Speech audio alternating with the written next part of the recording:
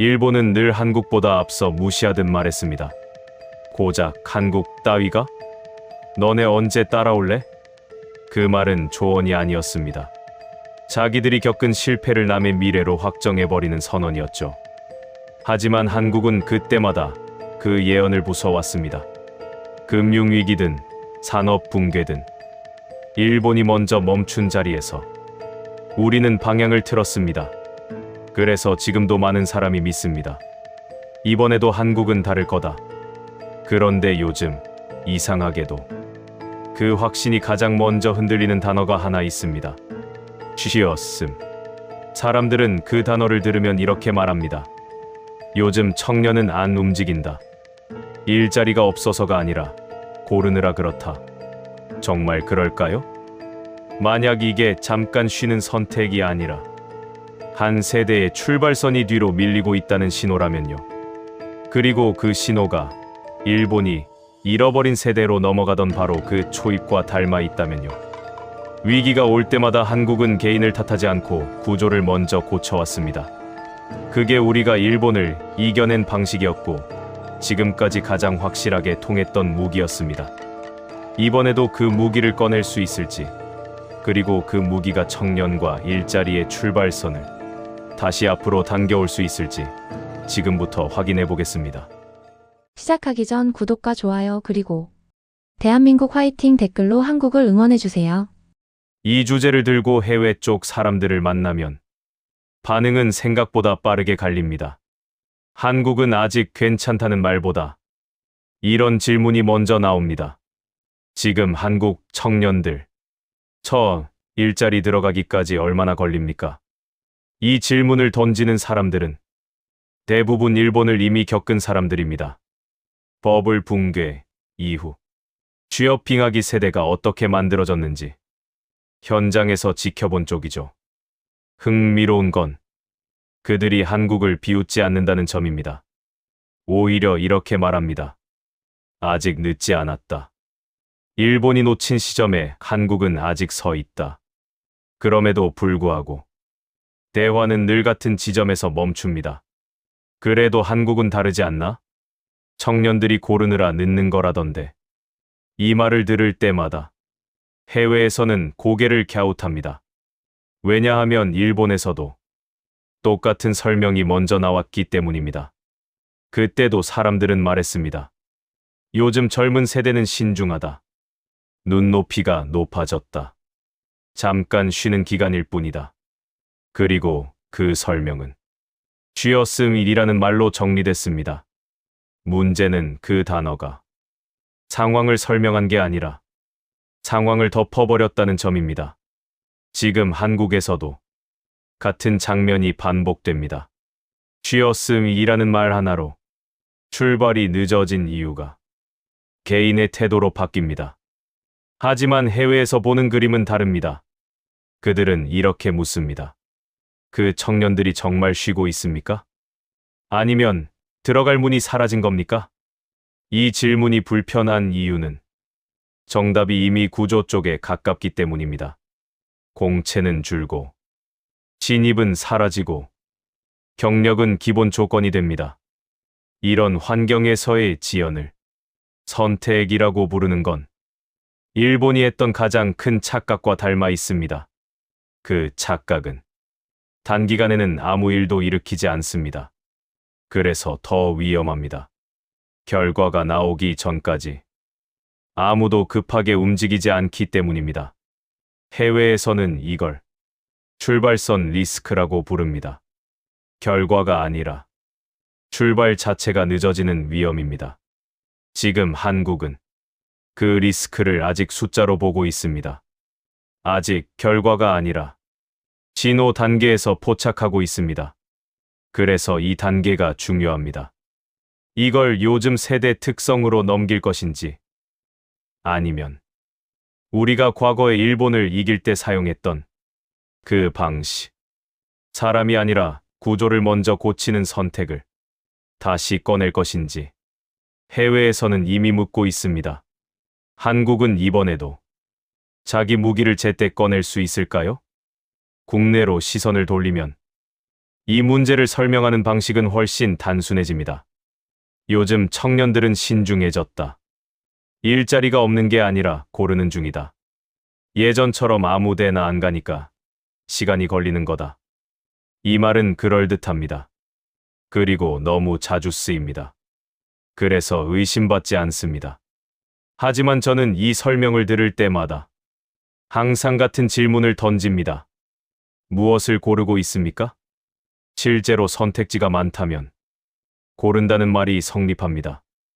A를 버리고 B를 택하고 B가 마음에 안 들면 C로 이동할 수 있어야 합니다. 그런데 지금의 구조는 다릅니다. 문은 여러 개처럼 보이지만 열리는 문은 거의 없습니다. 조건은 비슷하고 요구는 점점 앞당겨집니다. 신입이지만 경력 필수. 교육은 개인 책임.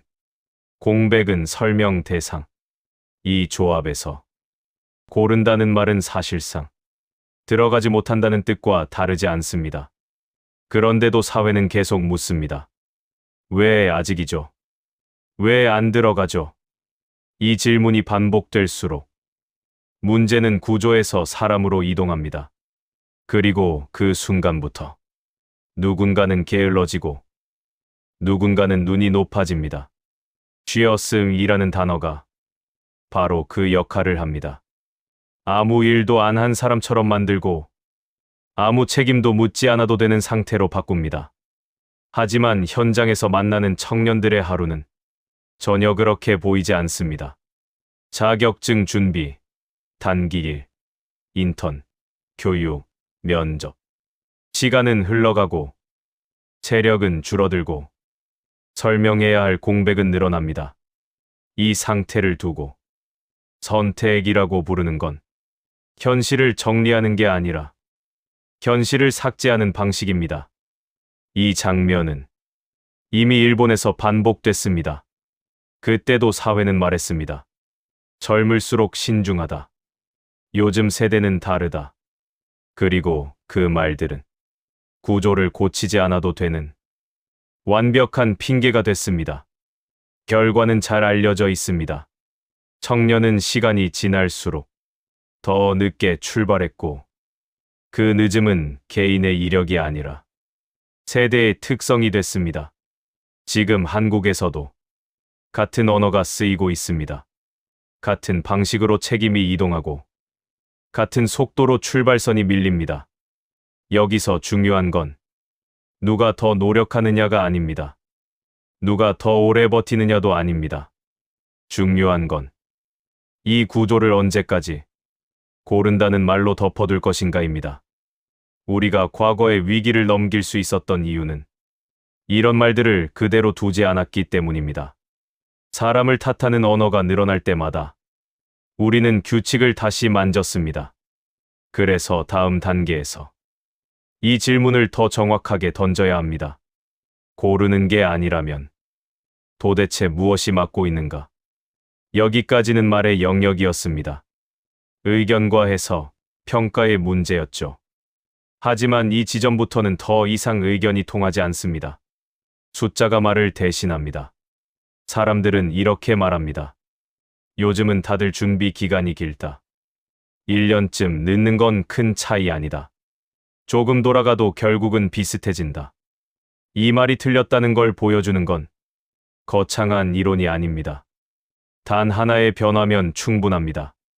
미취업 기간이 1년 늘어났을 때 그 이후에 무슨 일이 벌어지는가? 첫 번째로 변하는 건 임금입니다. 미취업 기간이 1년 길어질 때마다 현재 기준의 실질임금은 눈에 띄게 낮아집니다. 이건 단순한 출발 지연의 문제가 아닙니다. 임금의 시작점이 바뀌는 문제입니다. 임금의 시작점은 이후의 모든 인상과 승급이 붙는 기준선입니다.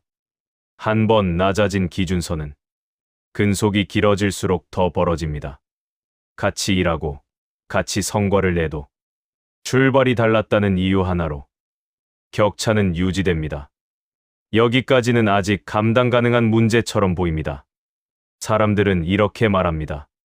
그래도 경험 쌓으면 따라잡는다. 시간이 해결해준다. 하지만 숫자는 거기서 멈추지 않습니다. 미취업 기간이 길어질수록 사람들은 덜 안정적인 일자리로 흘러갑니다. 취업이 늦어질수록 그 이후에도 정착이 어려워집니다. 단기, 계약, 불안정한 형태가 반복됩니다. 이건 개인의 성향 문제가 아닙니다. 구조적인 경로 변화입니다. 한 번 밀린 출발은 다음 선택의 폭을 줄이고 그 줄어든 선택은 다시 불안정을 키웁니다. 여기서 중요한 건 이 변화가 즉각적인 실패로 보이지 않는다는 점입니다.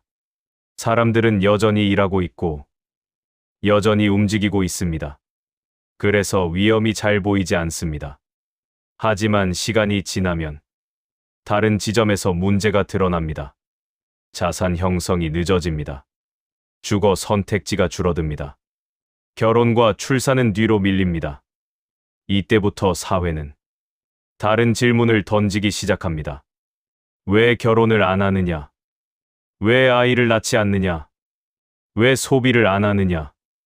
하지만 이 질문들은 출발 지연이라는 원인을 건너뛰고 결과만 묻는 질문입니다. 여기서 일본의 사례가 다시 떠오릅니다. 그들도 처음엔 같은 말을 했습니다. 조금 늦게 시작했을 뿐이다. 요즘 세대는 원래 그렇다. 그 결과 한 세대는 끝내 기준선으로 돌아오지 못했습니다. 그건 실패가 아니라 회복 불가능한 지연이었습니다. 지금 한국에서 벌어지는 일은 바로 이 지점과 닮아 있습니다. 아직 결과는 확정되지 않았습니다. 하지만 경로는 이미 만들어지고 있습니다. 그래서 이 단계가 중요합니다. 이걸 개인의 준비 기간으로 남길 것인지 아니면 세대의 출발선 문제로 인식할 것인지 숫자가 보여주는 건 단순합니다. 늦어진 출발은 언젠가 만회되는 일이 아니라 조용히 누적되는 손실이라는 사실입니다. 그리고 이 손실은 한 사람의 문제가 아니라 한 세대의 속도를 바꿉니다. 여기까지는 해석의 싸움이었습니다. 누군가는 선택이라 말했고, 누군가는 태도라 말했고, 누군가는 세대 차이라고 정리했습니다. 하지만 이 지점부터는 의견이 설 자리가 없습니다. 숫자가 말하기 시작하기 때문입니다. 사람들은 여전히 이렇게 말합니다. 요즘은 다들 준비 기간이 길다. 1년쯤 늦는 건 큰 차이가 아니다. 조금 돌아가도 결국은 비슷해진다. 이 말들이 왜 쉽게 퍼지느냐면 그 1년이 당장 눈앞에서 아무 일도 일으키지 않기 때문입니다. 통장이 바로 빚이지도 않고 삶이 즉각 무너지지도 않습니다. 그래서 많은 사람이 착각합니다. 아무 일도 없었다고. 하지만 저는 이 지점에서 질문을 바꿉니다. 그 1년 동안 무슨 일이 있었느냐가 아니라 그 1년 이후에 무엇이 닫히기 시작했느냐를 묻습니다. 첫 번째로 닫히는 건 임금의 속도가 아니라 임금의 기준선입니다. 일자리에서 받는 연봉은 단순한 보상이 아닙니다. 그 숫자는 이후 모든 인상률이 붙는 출발점이고 모든 비교가 시작되는 기준입니다. 이 기준선이 낮아지면 아무리 오래 일해도 격차는 줄어들지 않습니다. 같은 회사, 같은 직무, 같은 성과를 내도 출발선이 다르다는 이유 하나로 차이는 유지됩니다. 이건 능력의 문제가 아니라 경로의 문제입니다. 여기까지는 아직 노력하면 따라잡는다는 말로 덮을 수 있습니다. 하지만 숫자는 여기서 멈추지 않습니다. 미취업 기간이 길어질수록 사람들은 덜 안정적인 경로로 들어갑니다. 정규직보다 계약직, 장기 고용보다 단기 프로젝트, 내부 이동이 가능한 자리보다 외부로 밀려나는 자리가 늘어납니다. 이 변화는 눈에 띄게 드러나지 않습니다. 그래서 더 위험합니다.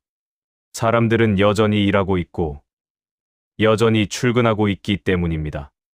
하지만 경로는 이미 달라졌습니다. 한 번 불안정한 고용을 거치면 다음 선택에서도 안정성은 점점 먼 단어가 됩니다. 이직은 어려워지고 협상력은 줄어들고 시간은 빠르게 소모됩니다. 여기서 또 하나의 착각이 등장합니다. 그래도 경력은 쌓였잖아. 아무 일도 안 한 건 아니잖아. 문제는 그 경력이 다른 곳에서 쓸 수 있는 형태냐는 점입니다. 많은 경우 그 경력은 특정 조건에서만 유효하고 이동할수록 가치가 줄어듭니다. 이 지점부터 출구는 줄어듭니다. 이직은 부담이 되고 재도전은 위험이 되며 유지하는 게 최선이 됩니다. 이 상태가 길어질수록 삶의 다른 영역도 영향을 받기 시작합니다. 저축은 뒤로 밀립니다. 주거 선택은 좁아집니다. 미래 계획은 보류됩니다. 하지만 이 모든 변화는 천천히 조용히 일어납니다. 그래서 사회는 알아차리지 못합니다. 대신 이런 질문을 던집니다. 왜 결혼을 안 하느냐? 왜 아이를 낳지 않느냐? 왜 소비를 안 하느냐? 이 질문들은 모두 결과만 묻는 질문입니다. 출발이 언제, 어떻게 늦어졌는지는 아무도 묻지 않습니다. 이 장면은 낯설지 않습니다. 일본에서도 정확히 같은 순서로 진행됐기 때문입니다. 처음엔 개인의 선택이었고, 그 다음엔 세대의 특징이 되었고, 마지막에는 고칠 수 없는 구조가 되었습니다. 그때도 사람들은 말했습니다. 조금 늦었을 뿐이다. 시간이 해결해 줄 것이다. 하지만 시간은 해결하지 않았습니다. 오히려 격차를 굳혔습니다. 늦어진 출발은 끝내 기준선으로 돌아오지 못했습니다. 지금 한국은 아직 그 지점에 도달하지 않았습니다. 결과는 확정되지 않았고 회복 가능성도 남아 있습니다. 하지만 경로는 이미 만들어지고 있습니다. 출발이 늦어지고 그 늦음이 반복되고 그 반복이 당연해지는 경로입니다. 그래서 이 단계가 중요합니다. 지금 이 현상을 요즘 세대의 준비 기간으로 남길 것인지 아니면 세대 전체의 출발선이 밀리고 있다고 정의할 것인지 숫자가 보여주는 건 명확합니다. 늦어진 출발은 언젠가 만회되는 이벤트가 아니라 조용히 누적되는 손실이라는 사실입니다. 그리고 이 손실은 한 사람의 문제가 아니라 한 세대의 속도를 바꿉니다. 이제 질문은 하나로 줄어듭니다. 이 속도 변화를 우리는 언제 인정할 것인가? 출발이 늦어졌을 때 그 손실을 만회하는 방법은 사실 많지 않습니다. 소득을 빠르게 끌어올리거나 지출을 최대한 눌러 시간을 벌거나 둘 중 하나라도 가능해야 균형이 다시 맞춰집니다. 문제는 지금 한국의 청년에게 이 두 가지가 동시에 막혀 있다는 점입니다.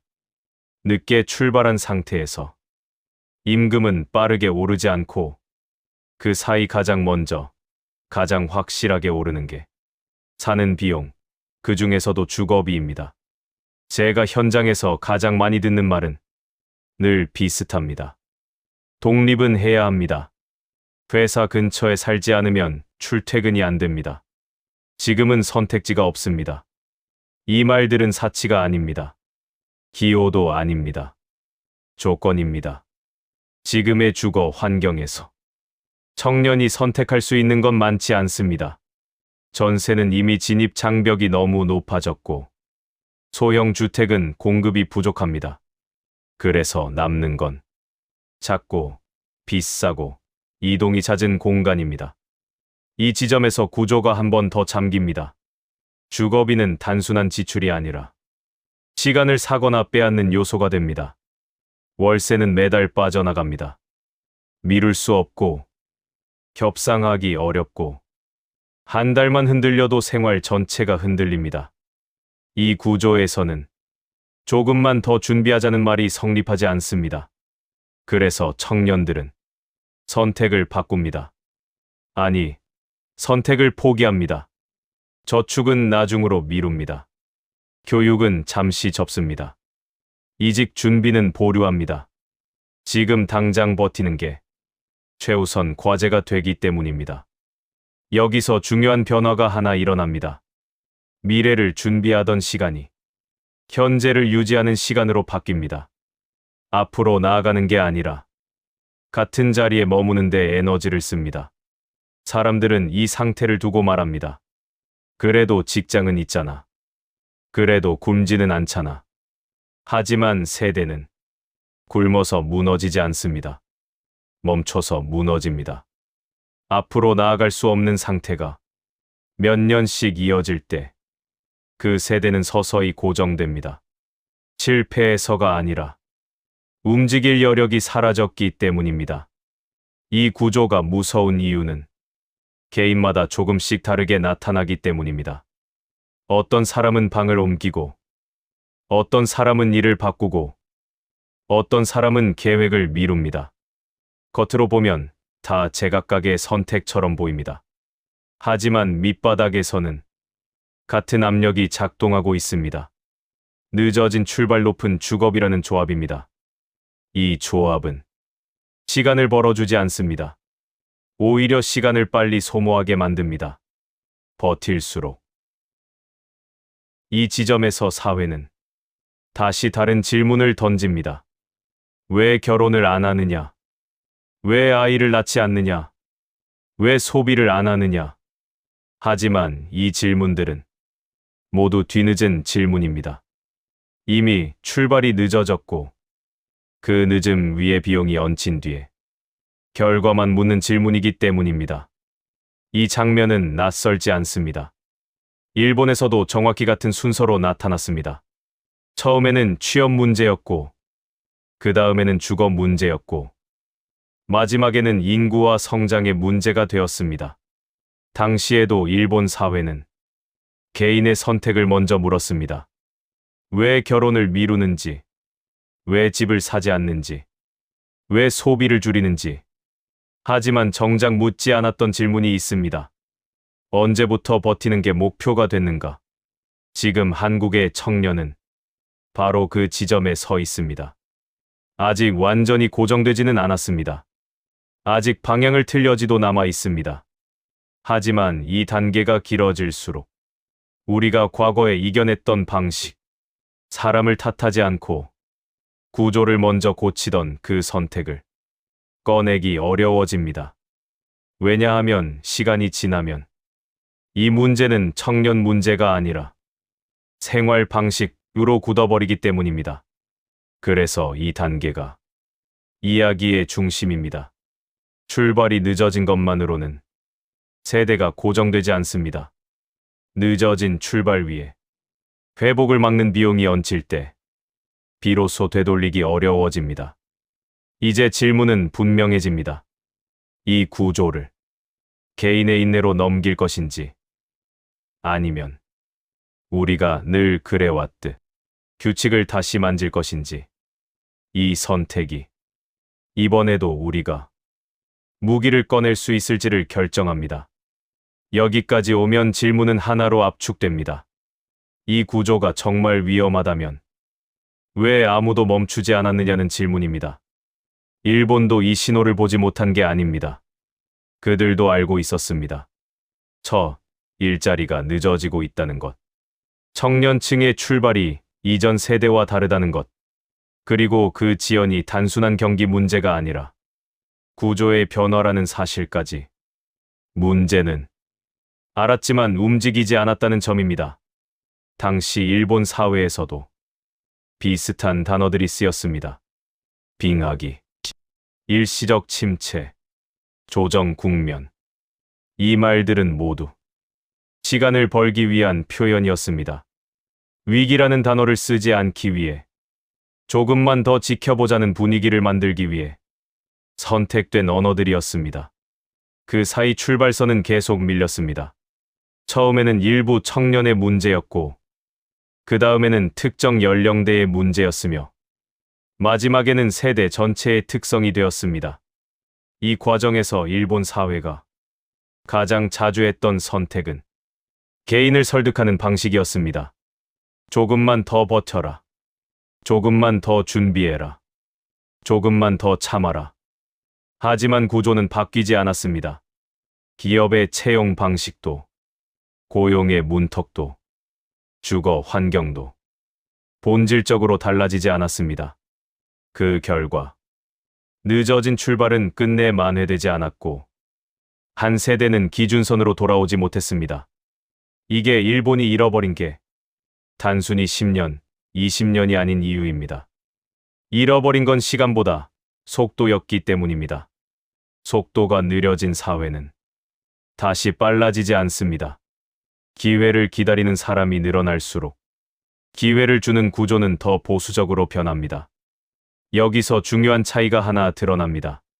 한국은 일본과 달리 이 신호를 아직 결과가 아니라 과정에서 보고 있다는 점입니다. 지금 한국에서 벌어지는 논쟁은 이미 망했다가 아니라 이대로 가면 망할 수 있다는 단계입니다. 이 차이는 작아 보이지만 정책과 선택에서는 결정적인 차이를 만듭니다. 왜냐하면 구조는 고정되기 전에는 바꿀 수 있기 때문입니다. 일본은 결과가 눈에 보일 때까지 기다렸고 그때는 이미 출발선이 세대 단위로 굳어 있었습니다. 그래서 어떤 정책도 근본을 건드리지 못했습니다. 반면 지금 한국에서는 중앙은행, 정책기관, 연구자들이 아직 경고의 언어를 쓰고 있습니다. 결론이 아니라 개입 가능성을 전제로 한 분석입니다. 이건 매우 이례적인 장면입니다. 대부분의 나라는 결과가 확정된 뒤에야 문제를 인정합니다. 하지만 한국은 아직 신호 단계에서 이 문제를 공식화하고 있습니다. 첫 취업 지연, 주거비 부담, 자산 형성의 붕괴가 하나의 경로로 이어진다는 사실을 공개적으로 말하고 있습니다. 이게 바로 한국이 지금 들고 있는 무기입니다. 문제를 감정이 아니라 구조로 정의하는 능력, 개인의 실패가 아니라 시스템의 설계 문제로 바라보는 시선. 이건 일본이 갖지 못했던 무기였고 과거 위기에서 한국이 반복해서 사용해 온 방식입니다. 금융위기 때도 그랬고 산업 구조가 흔들릴 때도 그랬습니다. 누가 못했는지를 따지기보다 규칙이 어디서 막혔는지를 먼저 봤습니다. 그래서 한국은 완벽하지 않았지만 방향을 틀 수 있었습니다. 그리고 그 선택이 결과를 바꿨습니다.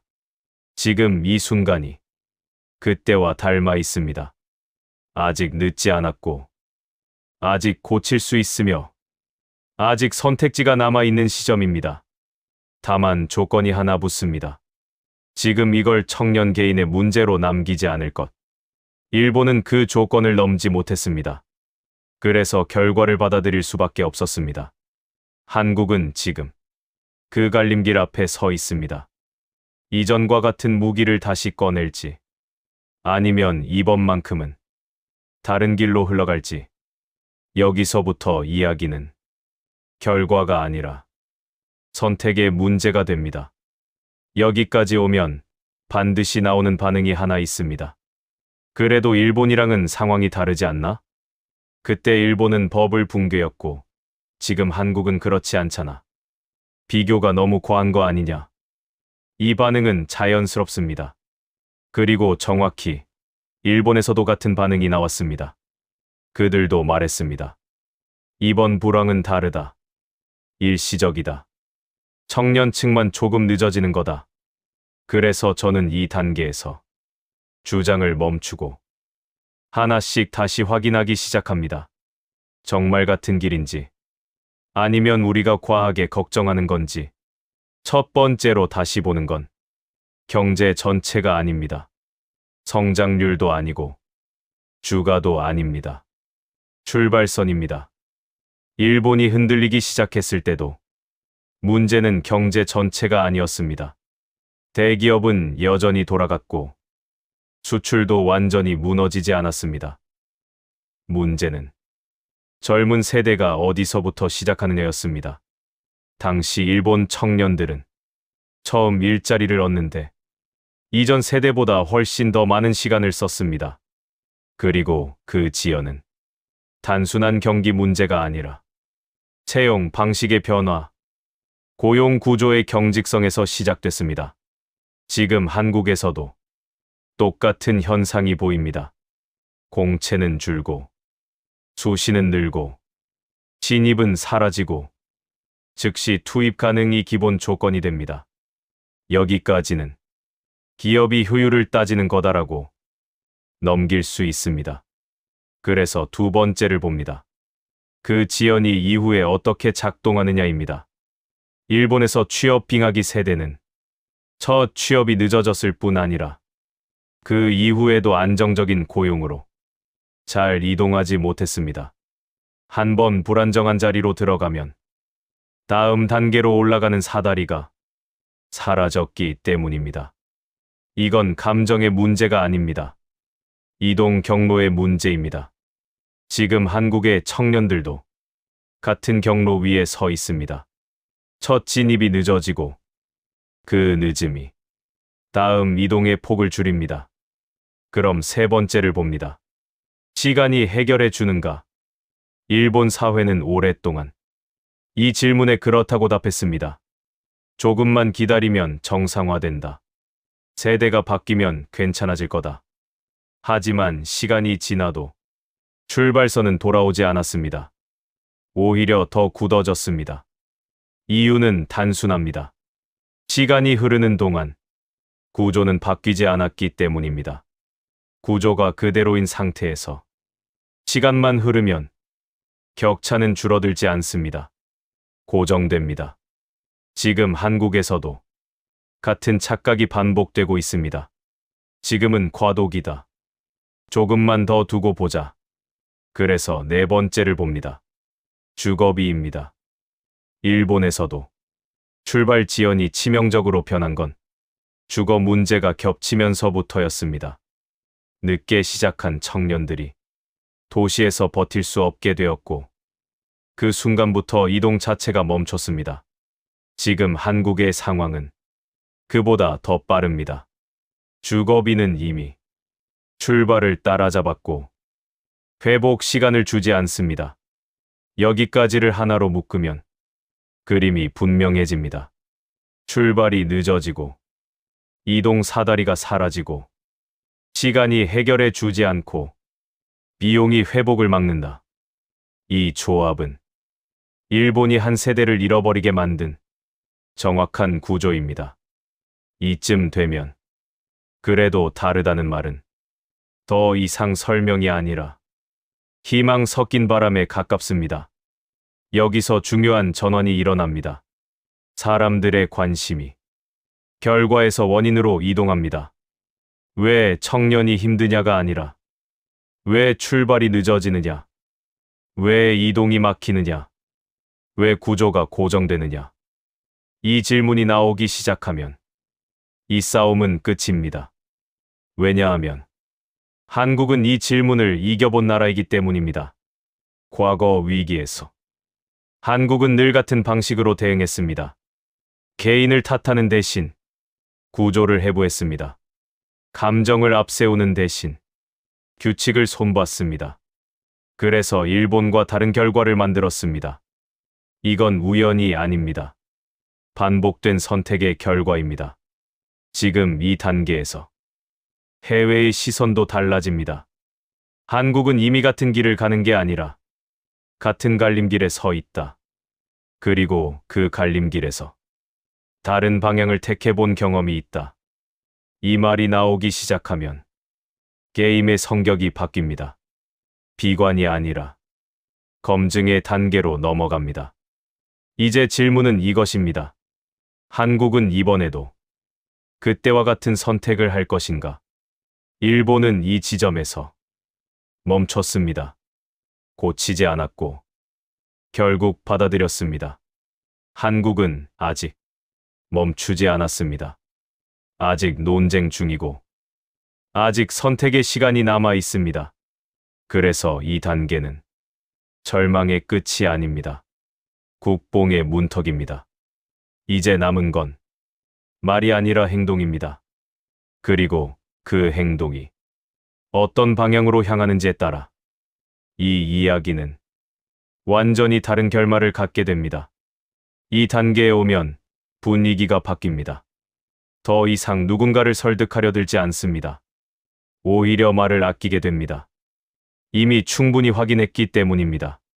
출발선은 늦어지고 있고 그 지연은 반복되고 있으며 주거비는 회복 시간을 지워버리고 있고 이 흐름은 일본이 한 세대를 잃어버릴 때와 구조적으로 겹칩니다. 여기까지 오면 누군가는 반드시 이렇게 말합니다. 그래서 결국 청년들이 더 열심히 해야 한다는 말인가요? 현실이 힘든 건 알겠는데 대안이 있습니까? 이 질문이 나오는 순간 비로소 이 문제의 위치가 바뀝니다.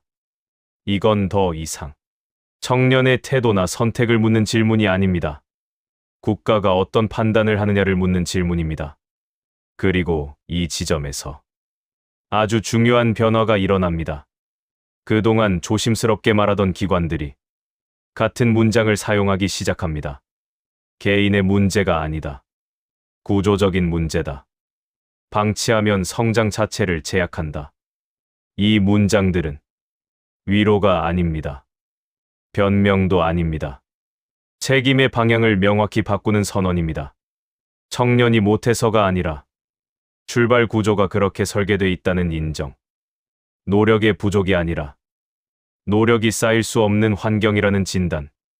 이 인정이 왜 중요하냐면 여기서부터 해결의 주체가 개인에서 국가로 이동하기 때문입니다. 일본은 이 지점에 도달하지 못했습니다. 아니, 정확히 말하면 너무 늦게 도달했습니다. 이미 출발선이 굳어진 뒤에야 이 문제를 구조의 문제로 불렀습니다. 그래서 어떤 정책도 되돌리는 정책이 아니라 완화하는 정책에 머물렀습니다. 이미 고정된 세대를 조금 덜 힘들게 만드는 수준에서 멈출 수밖에 없었습니다. 지금 한국은 다릅니다. 아직 결과가 확정되기 전에 이 문제를 구조의 언어로 공식화하고 있습니다. 이건 굉장히 드문 장면입니다. 대부분의 나라는 결과가 나온 뒤에야 인정합니다. 성장이 멈추고 인구가 줄고 격차가 고착된 뒤에야 그때 바꿨어야 했다고 말합니다. 하지만 한국에서는 아직 그때가 오기 전입니다. 그래서 지금의 인정은 사과가 아니라 개입의 신호입니다. 이 지점에서 해외의 시선도 달라집니다. 한국은 이미 일본이 아니다. 한국은 일본이 놓친 시점을 지나고 있다. 이 문제를 세대 문제가 아니라 국가 리스크로 다루고 있다.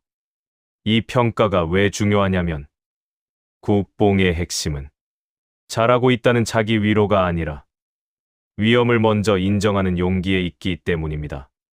한국은 늘 그랬습니다. 잘 될 때보다 위기 앞에서 더 냉정해졌습니다. 누군가를 탓하기보다 시스템을 뜯어봤고 감정을 앞세우기보다 규칙을 바꿨습니다. 그래서 금융위기 때도 산업이 흔들릴 때도 다른 나라보다 먼저 방향을 틀 수 있었습니다. 완벽해서가 아니라 인정이 빨랐기 때문입니다. 지금 이 순간도 같습니다. 청년이 힘들다는 말에서 멈추지 않고 이대로 두면 국가의 속도가 느려진다는 말로 문제를 격상시키고 있습니다. 이건 단순한 복지가 아닙니다. 미래 세대를 돕는 선의의 정책도 아닙니다. 국가 경쟁력에 대한 판단입니다. 여기서 다시 한번 중요한 질문이 등장합니다. 그래서 한국은 뭘 할 수 있느냐?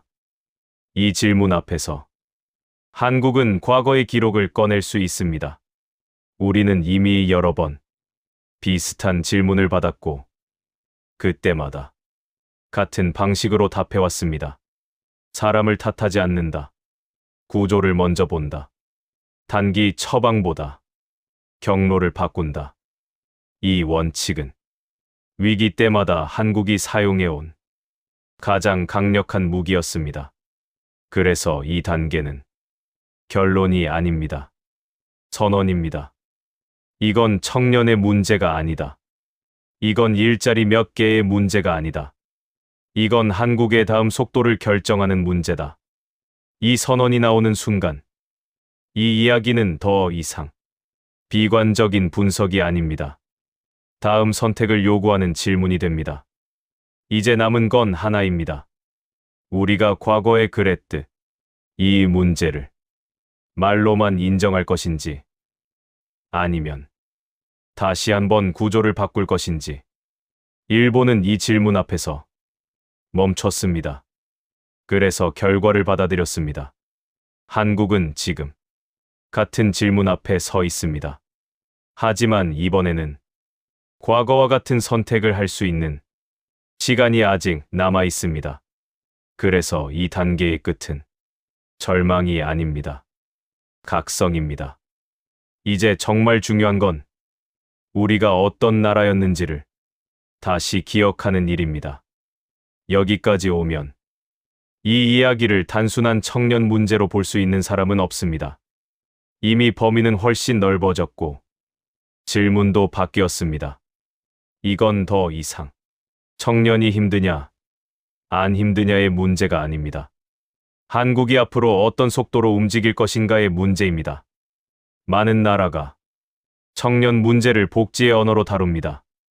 도와줄 수 있으면 돕고, 안 되면 안타까워합니다. 하지만 그렇게 접근한 나라들은 대부분 같은 결말을 맞았습니다. 청년은 계속 늦어졌고, 국가는 점점 느려졌습니다. 한국은 이 방식을 택해본 적이 거의 없습니다. 한국은 늘 청년 문제를 속도의 문제로 다뤄왔습니다. 한 세대가 늦어지면 국가 전체가 늦어진다는 걸 본능처럼 알고 있었기 때문입니다. 그래서 위기가 올 때마다 한국은 같은 선택을 반복했습니다. 누가 못했는지를 따지기 전에 어디서 막혔는지를 먼저 봤습니다. 누가 게으른지를 묻기 전에 어떤 규칙이 움직임을 막는지부터 확인했습니다. 이 방식은 불편합니다. 누군가의 잘못을 지적하는 것보다 시스템을 고치는 게 훨씬 어렵기 때문입니다.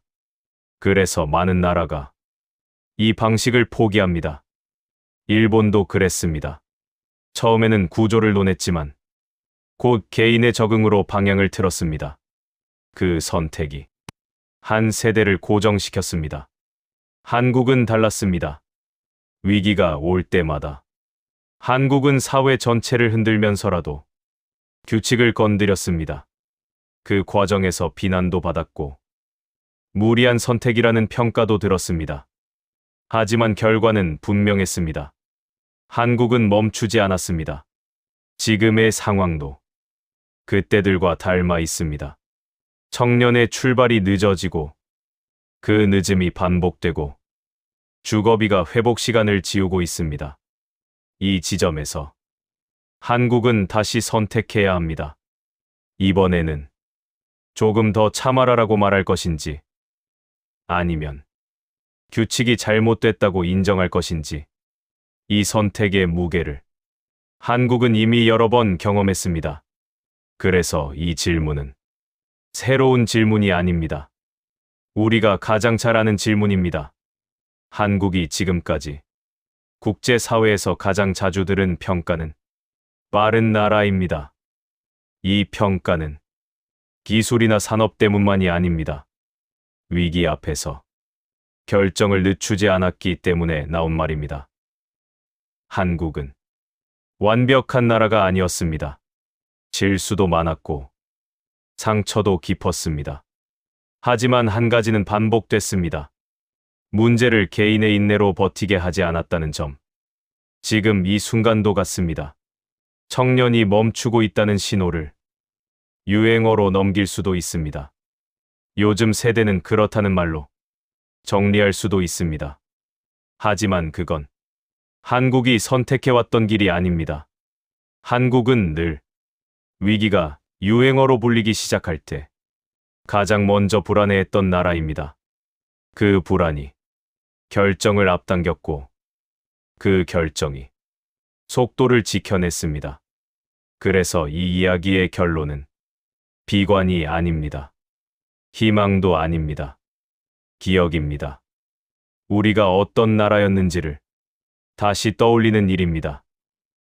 일본은 한 세대를 잃어버린 뒤에야 그때 바꿨어야 했다고 말했습니다. 한국은 바로 그때를 여러 번 통과해 온 나라입니다.